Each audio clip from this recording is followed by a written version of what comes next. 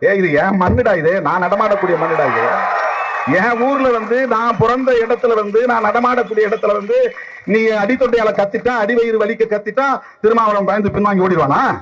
இங்க ஒரு ஆள் அடித்தொண்டையில கத்துவாரு.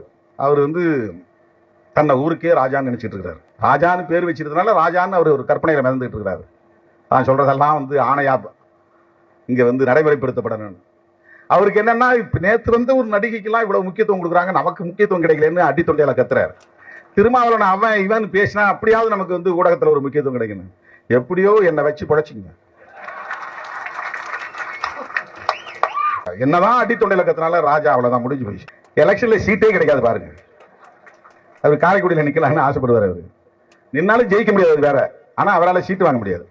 அப்ப ரொம்ப அதிகமா இன்னும் வேகமா கத்துவோம், திருமாவளவன் ஒரு தற்குறி, அவன் உன்னை விட மாட்டோம்.